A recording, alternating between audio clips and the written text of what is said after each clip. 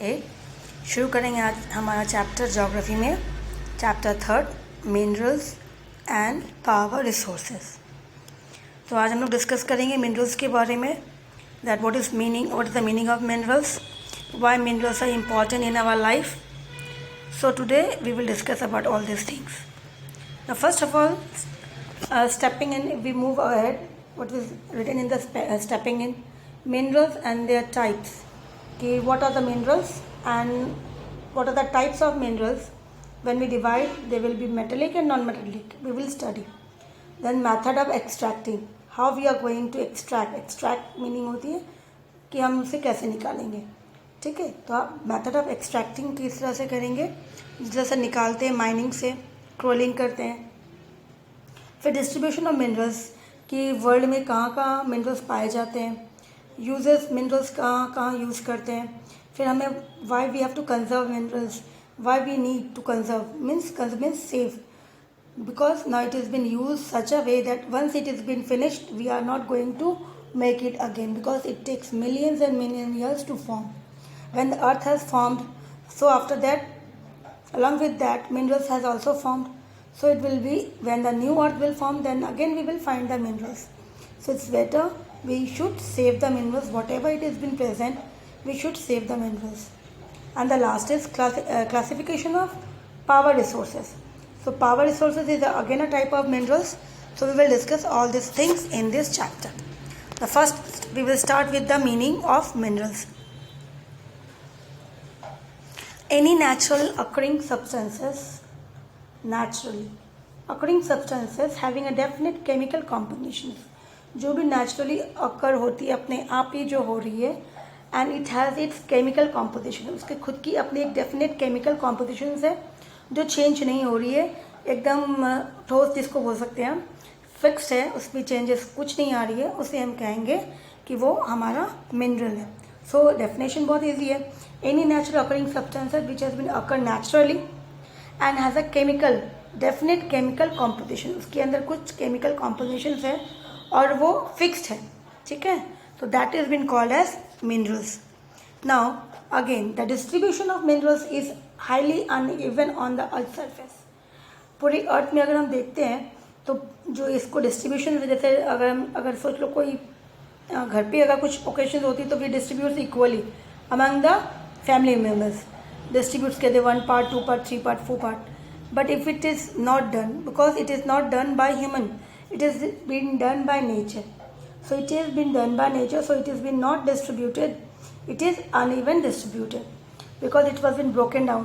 जब अर्थ ब्रोकन हुआ tectonic plates के कारण, ठीक है, बहुत सारे प्लेट्स अलग अलग हो गए, तो इसी तरह से कुछ प्लेट्स में बहुत ज़्यादा चले गए, जिसे क्रस्ट बोलते हैं. ठीक है, तो इसी तरह से इट डिपेंड्स, तो इसके लिए ये अनइवन है. The concentration of minerals is either on the earth surface, some deep inside the earth and some under the ocean's base. तो हमें मिनरल्स जो है अर्थ में मिलते हैं. तो अर्थ में कहाँ कहाँ मिलते हैं, सबसे पहले अर्थ सरफेस, अर्थ के ऊपर वाले सरफेस, ठीक है, क्रस्ट के आउटर क्रस्ट में जहाँ पे हम लोग रहते हैं. ठीक है, अर्थ क्रस्ट के आउटर क्रस्ट लेयर्स पे. फिर दूसरा है some deep inside the earth, कुछ इनसाइड मतलब इनर क्रस्ट के इनर साइड में, इनर क्रस्ट उसके अंदर मिलती है लेयर्स के अंदर. And some under the oceans also. अब जो आउटर क्रस्ट था उसके ऊपर ओशंस भी थे, ओशंस बेड्स थे, पानी थे, तो ओशंस के नीचे भी तो ज़मीन है, क्रस्ट लेयर्स है, तो कुछ वहाँ पर भी मिलते हैं. So they are 3 different surface through which we can extract the mineral. Extract means उसे हम निकाल सकते हैं. तो earth surface, deep inside the earth and the under oceanic beds. So there are certain areas of the world where minerals are found but are not easily accessible, such as Arctic Ocean's bed and Antarctic. कुछ world के अंदर ऐसी भी जगह है, ऐसे भी area है जहाँ पे मिनरल्स तो हैं but is not easily accessible, means हम उस तक नहीं पहुँच सकते easily. It is not easily reached, we can not easily go there and take out that, extract the minerals. It's too difficult. Arctic ocean beds and Antarctic ocean beds में.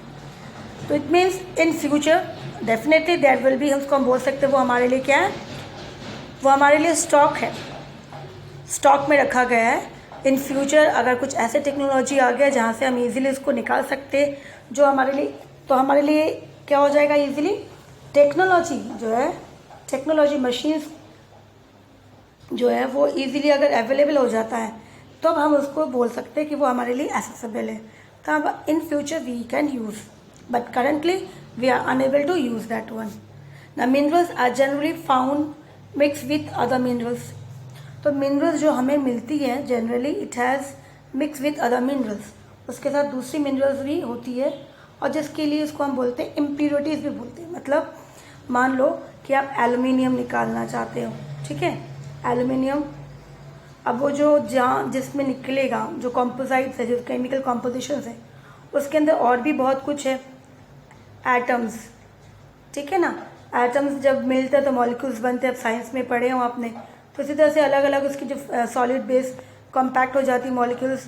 तो यहाँ पे बहुत सारे हैं, लेकिन बहुत सारी होने के कारण क्या हो गया कि अब मान लो इसके अंदर ये रेड वाला जो है, फिर उसके बाद दूसरा वाला ले लेते हैं, ब्लैक ले लेते हैं।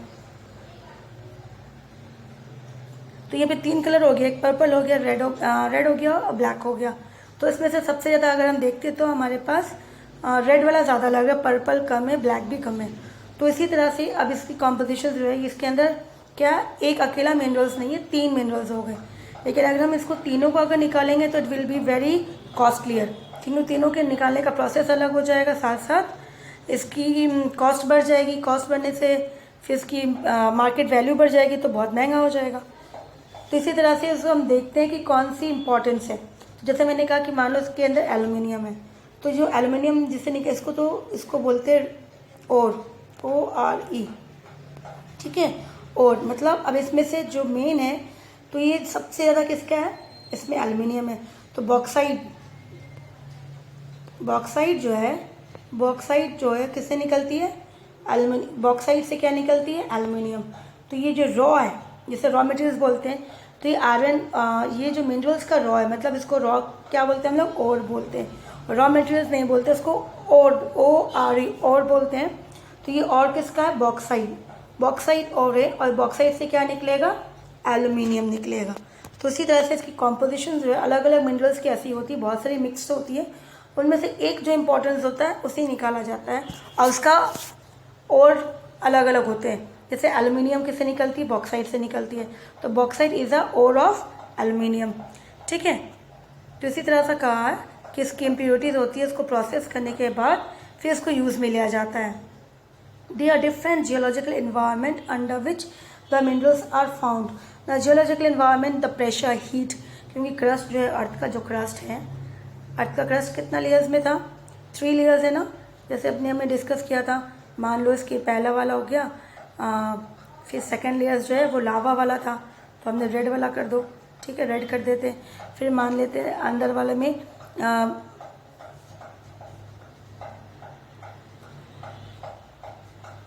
ब्लैक वाला जो है ये हमारा कोर है, 3 पोर्शंस हो गया, कोर हो गया, और रेड वाला हो गया हमारा मैंटल, मैग्मा, और पर्पल वाला हो गया हमारा क्रस्ट। तो ये 3 लेयर्स हो गए। अभी 3 लेयर्स में मान लेते हैं हम, तो यहाँ पर जहाँ पे प्लांट्स है, ग्रो करते हैं हम लोग, प्लांट्स एंड एग्रीकल्चर, जहाँ पे क्रस्ट पे, तो इसके अंदर लावा है, तो यहाँ से एग्जैक्ट निकलेगी कितनी हीटिंग है, किस तरह से निकलती है।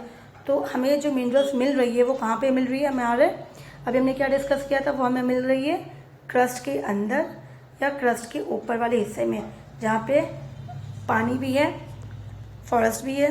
तो इसी तरह से इस चीज़ों को जो मिल रहा है हमें, तो इसमें क्या हो रहा है, इसकी जियोलॉजिकल जो है इन्वायरमेंट सिचुएशंस, हीटिंग कितनी है, केमिकल कॉम्पोजिशन कितना है, तो इस तरह से जो चीज़ें हैं उस पर डिपेंड करती है मिनरल्स की प्रॉपर्टीज़ कैसी है, वो क्या क्या चीज़ें उसके अंदर, उसकी कलर कैसी है, उसकी डेंसिटी कितनी है, थिकनेस कितना है, हार्ड है, सॉफ्ट है, और प्रॉपर्टीज़ में क्या क्या है उसके अंदर, ये चीज़ें उसको पता चलती है उससे, ठीक है।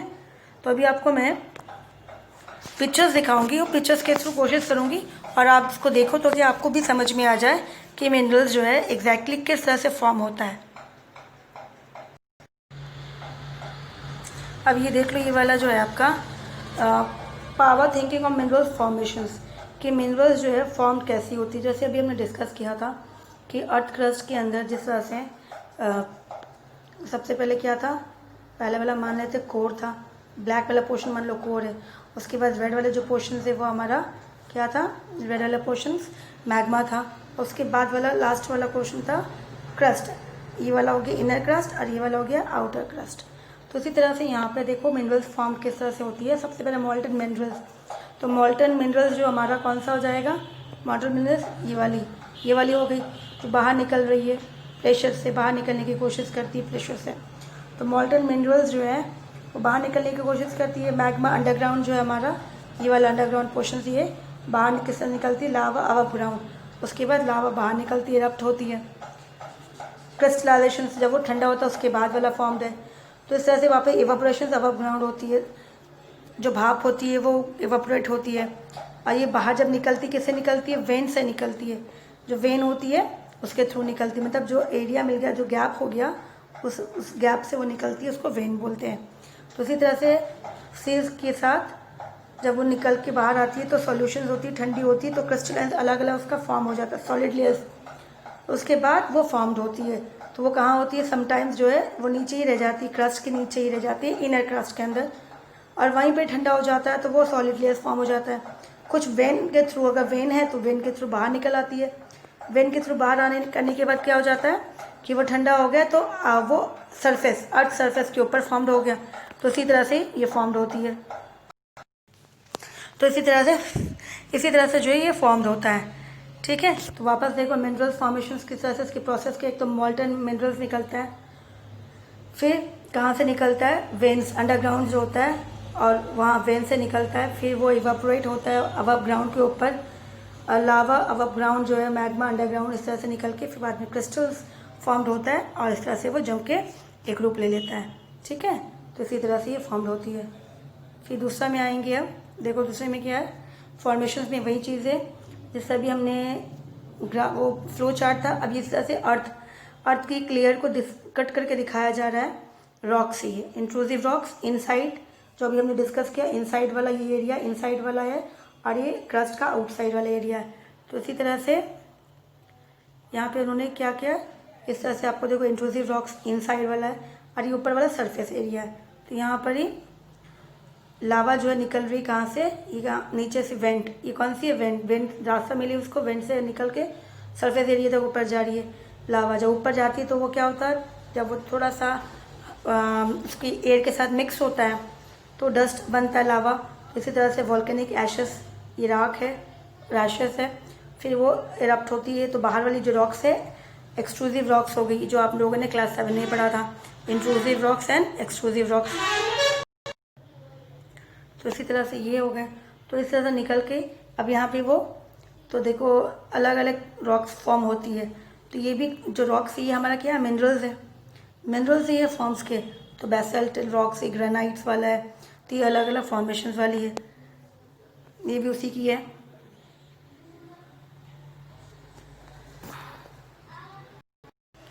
अब वही चीज़ है उसके नीचे वाली पेजेस में आ गए, जहाँ पर उसकी पिक्चर्स जो है जो कट गई थी हाफ। तो यहाँ पे देखो इस तरह से ये रॉक्स, ये जितने सारे हैं ये रॉक्स वाले, जो ये भी मिनरल्स है जो हम यूज़ करते हैं, अलग अलग कॉम्पोजिशन जो है इस तरह से सॉलिड फॉर्म से हो जाती है, इसकी अलग अलग होती है। फिर दूसरे पिक्चर्स में चलते हैं, ये वाली पिक्चर्स जो है यहाँ पे अपने को जो मिनरल्स मिलती है, गैसेस होती है और पेट्रोल होती है, कोल मिलती है। तो ये जो लेयर्स है ये रॉक्स कौन सी, सेडिमेंट्स वाली है, सेडिमेंट्री रॉक्स है। सेडिमेंट्री रॉक्स के अंदर ही हमें, रॉक्स के अंदर ही क्या मिलती है, कोल मिलती है, पेट्रोल या नेचुरल गैसेस, ठीक है। तो इसी तरह से इसके अंदर जो है ये वाली चीज़ है।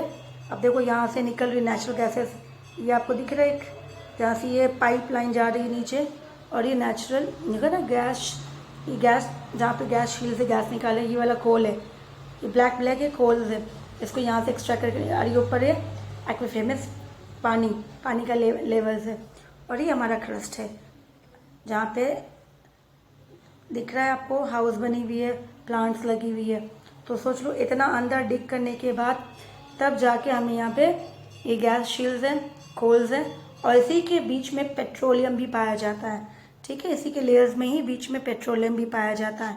तो इसी तरह से ये वाली लेयर्स हो गए। अब वही चीज़ यहाँ पे देखो कलर्ड में आ गया।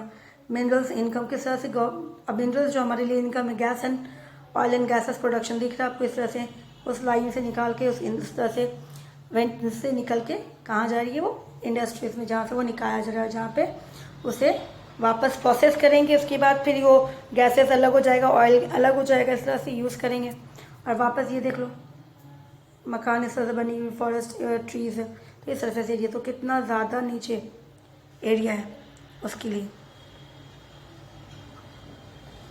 ठीक है, तो फिर ये चीज़ें इस तरह से मिनरल्स जो है हमें इसी फॉर्म्स में हमें अलग अलग मिलती है, और जहाँ पे हमें अलग अलग उसको करना पड़ता है। जैसे हमने कहा कि मिनरल्स का हमेशा जो है एक सिंगल फॉर्म में नहीं आता, हमें उसके साथ बहुत सारे मिक्सचर होते हैं। तो यहाँ पे जो अपने को गैसेस मिल रहा है, तो जो गैसेस होगी ONG गैसेस जो हम लोग यूज़ करते हैं, तो उसकी भी जो मॉलिक्यूल्स होंगी, ठीक है, उसके अंदर भी बहुत सारी गैसेस होंगे जो हमें नहीं चाहिए होगा, और जो चाहिए होगा हमें वो चाहिए लेना है सिर्फ। तो इसमें भी इसको प्रोसेस करेंगे, उसको अलग कर देंगे, तो वो और हो गए। फिर यहाँ पे ऑयल जो आ रहा है, ऑयल पेट्रोलियम, तो हमें जो पेट्रोलियम निकाल रहे हैं वो पेट्रोलियम हम लोग यूज़ ही नहीं करते, क्योंकि उसको जब प्रोसेस करते हैं तो बाई प्रोडक्ट बहुत सारी अलग अलग की जाती है। फॉर एग्जांपल्स जो अपने लोग शू पॉलिश करते हैं तो उसके जो वैक्स आता है, ठीक है, वो ऑयल का प्रोडक्ट है। वो जब हम प्रोसेस करते हैं उसको निकालते हैं, क्योंकि वो उसके अंदर मिक्स था। ठीक है, ऑयल का जो मिनरल्स था उसके अंदर मिक्स था। फिर जो प्लास्टिक स्लीपर्स से प्लास्टिक्स निकलती है, वो कहाँ से निकलती है, वो ऑयल से ही निकलती है, वो उसका बाई प्रोडक्ट है। किसी चीज़, बहुत सी चीज़ें जो है हमें ऑयल से भी मिलती है। ठीक है, तो हम लोग अब चैप्टर्स में चलते हैं। अब शुरू करेंगे types of minerals. Types of minerals में अगर हम जाएंगे तो यहाँ पे सबसे पहले देखते हैं कि टाइप्स ऑफ मिनरल्स किस तरह से इसको डिवाइड करेंगे।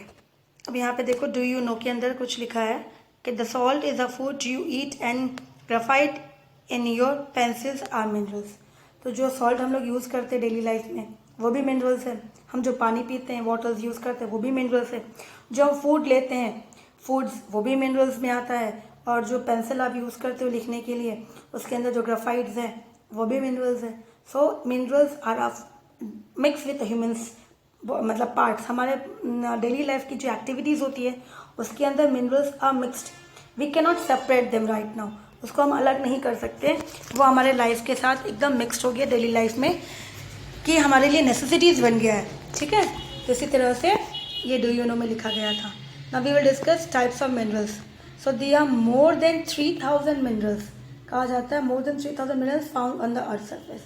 अब तक जो साइंटिस्ट ने इसको फाइंड आउट किया है, तो कितना बताया गया है, 3000 है, डिपेंडिंग ऑन द कॉम्पोजिशन। सबकी अपनी अपनी कॉम्पोजिशन, उसके स्ट्रक्चर है, शेप्स है, तो इसकी बेस पे इसको due to depending on the composition के बेस पे उसको डिवाइड किया है मेनली 2 टाइप्स में। ठीक है, one is metallic and the next is non metallic. तो एक मेटेलिक है, दूसरा नॉन मेटेलिक है। मेटेलिक के अंदर वापस आते हैं तो वन आ जाएगा ferrous and the next will be non ferrous. तो ये फेरस है और नॉन फेरस, इस तरह से डिविडेशन है। अब यहाँ पे थिंक आउट्स में क्या बोला जा रहा है, think you see in your everyday life are made up of minerals. तो सोचो कि आपके आसपास जो सराउंडिंग एरिया में जहाँ रह रहे हो, आप अपने डेली लाइफ में क्या क्या करते हो, तो उसमें कौन कौन सी मिनरल्स चीज़ें यूज़ करते हैं। ठीक है, तो इस तरह से मान लो जस्ट रफ सोचो और उसको एक नोट में लिख के रख लो रफ में, ताकि इसीलिए आपको याद रहे कि हमने ये चीज़ें पढ़ा था चैप्टर्स में, तो आपको याद रहेगा, आप भूलोगे भी नहीं। ना मूव करते हैं हम लोग टाइप्स ऑफ मिनरल्स में। तो टाइप्स ऑफ मिनरल्स में सबसे पहले क्या है, टाइप्स ऑफ मिनरल्स में मेटेलिक। तो minerals that contain metals in raw forms are called metallic minerals. जो मिनरल्स मेटल्स में हैं, जैसे कॉपर है, ठीक है ना, iron, copper is the metals, copper metals है। तो इसी तरह से जो मेटेलिक फॉर्म में है और वो रॉ में है, इन रॉ फॉर्म, जिससे जैसे हमने बोला था कि एल्युमिनियम निकलती है बॉक्साइट से, तो bauxite is a raw form. तो इसी तरह से मेटल्स, जिसके अंदर सिर्फ मेटल्स ही, ज़्यादा से ज़्यादा मेटल्स पाया जाता है, उसे हम लोग मेटेलिक मिनरल्स कहते हैं। जिस तरह से क्या बोला गया कि मेटल्स आर हार्ड सब्सटेंसेस। तो इसे पहचानेंगे कैसे? तो सबसे पहले कहा कि मेटल्स जो है वो बहुत ही हार्ड सब्सटेंस होता है that conduct heat and electricity and has a lusters और शाइन्स। तो हार्ड सब्सटेंसेस है और उसके अंदर हीट और इलेक्ट्रिसिटी कंडक्ट इजीली कर सकते हैं, मतलब ट्रांसफ़र कर सकते हैं। जैसे कॉपर्स में जो वायर्स हमारे घर पे होती है, वायरिंग है ना, तो उसमें कौन सी होती है? कॉपर होती है। तो उसके अंदर इलेक्ट्रिसिटी हमारे घर पे चलती है, फ़ैन चलती है, वो किसके थ्रू होती है? वो वायर्स के थ्रू। और वायर्स में जो है वो इलेक्ट्रिसिटी जो लेके आ रहा है, चार्ज कर रहा है, उसके अंदर क्या है? मेटलिक है, तो वो कॉपर है। तो इस तरह से इसकी हीट कंडक्टिविटी होती है, इलेक्ट्रिसिटी होती है। वो बहुत शाइन करता है, देखा होगा, बहुत शाइनिंग करती है। कॉपर की यूटेंसिल्स भी होती है, बर्तन भी होती है, शाइन करती है। They are ductile and are generally found in igneous and metamorphic rocks. तो ये कौन से रॉक्स में पाया जाता है? ये पाया जाता है इग्नियस एंड मेटामॉर्फिक रॉक्स। तो जितने भी मिनरल्स हमें मिलते हैं वो रॉक्स में ही मिलते हैं। And we have seen that in class 7 you have learn about that we are in the world we are having 3 types of rocks: igneous rocks, metamorphic rocks and the third one is sedimentary rocks। तो इसी तरह से इन 3 rocks में ही पाई जाती है minerals. वो यहाँ पे एग्जांपल देख लो, आयरन और हो गया इसके अंदर, मेटेलिक इसके अंदर है, बॉक्साइड हो गया, मैंगनीजियम्स हो गया। तो ये सारा जो है हमारा कौन सी रॉक्स है? Metallic rocks. मेटल रॉक्स को अगर हम वापस फर्दर डिवाइड करते हैं तो it will B ferrous and non ferrous. तो वापस डिवाइड करेंगे मेटेलिक रॉक्स को तो वो हो जाएगा ferrous and non ferrous. Ferrous में अगर हम इसको याद करेंगे तो बहुत ईजी है कि minerals which have iron content, जिसके अंदर आयरन की पार्टिकल्स होती है, भले वो थोड़ा हो लेकिन हो उसके अंदर आयरन की पार्टिकल्स, उसको कहा जाता है फेरस मिनरल्स। तो आयरन हो गया, आयरन ओल हो गया, मैग्नीशियम हो गया, उसके अंदर थोड़ा सा आयरन होता है, क्रोमाइट्स होते हैं, स्टील्स ले लो, स्टील्स के अंदर भी आयरन होती है, तो they are called as ferrous minerals. और नॉन फेरस में क्या हो जाएगा? The minerals which do not have iron content, जिसके अंदर थोड़ा सा भी आयरन कंटेंट नहीं है, उसे कहा जाएगा non ferrous. Example gold, gold जो आप ज्वेलरी पहनते हैं उसमें एक ज़रा सा भी नहीं है, वो पूरा टोटली नॉन फेरस है। सिल्वर, कॉपर, लीड जो पेंसिल में लिखते हैं जिससे हम लोग, वो लीड, वो भी, ये सारा जो है नॉन फेरस है, मतलब इसके अंदर थोड़ा सा भी आयरन कंटेंट नहीं करता। फिर हमारा तो हमने डिस्कस किया मेटेलिक वाला, तो मेटेलिक जिसके अंदर कहा गया मेटल्स होते हैं। फिर इसको डिवाइड किया फेरस और नॉन फेरस के अंदर। फेरस में बताया कि जिसमें आयरन कंटेंट होता है, नॉन फेरस के अंदर जिसके अंदर आयरन कंटेंट नहीं होता है। अब हम मूव करेंगे नॉन मेटेलिक के अंदर।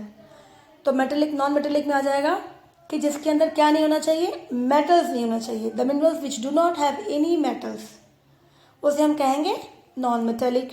और ये किस में पाया जाता है? तो हमने आगे जो मेटेलिक पढ़ा था वो किस रॉक्स में मिलता है? Igneous rocks and metamorphic rocks पढ़ा था। अब नॉन मेटेलिक जो रॉक्स है वो किस में पाया जाता है? Are found mainly in sedimentary rocks. ठीक है, so they are non malleables, non ductile and do not have plasters. वो इलेक्ट्रिसिटी कंडक्टर नहीं है, हीट कंडक्टर इस तरह से नहीं है, गुड इलेक्ट्रिसिटी नहीं है, इसके लिए उसका खुद का कलर्स नहीं है, लस्टर्स नहीं है। तो एग्जाम्पल्स ले लो, limestones, mica, gypsums, minerals and fossil fuels, coal, petroleum. तो ये सारा जो है, जो रॉक्स, जैसे आप घर पे पत्थर लगाते हैं, रॉक्स मटेरियल्स है, वो सारा नॉन मेटेलिक्स है। ठीक है, तो इस तरह से माइका, जिप्सम्स, ये रॉक्स है, रॉक्स के नाम से अलग अलग, जो मार्बल्स हम लोग लगाते हैं घर पे, टाइल्स लगाते हैं। So these are the names of that types of rocks which has been used in daily life. तो इसी तरह से मिनरल्स में आ गया फॉसिल फ्यूल्स, मतलब कोल, पेट्रोलियम, डीजल जो आ रहा, ये जो हम लोग यूज़ करते हैं, इलेक्ट्रिसिटी जनरेट होती है। तो इस तरह से ये सारा आ गया हमारा नॉन मेटेलिक में। तो इसके अंदर थोड़ा सा भी मेटल नहीं है, they are non metallic minerals. Now where they are been found? They are been found in sedimentary rocks. Clear?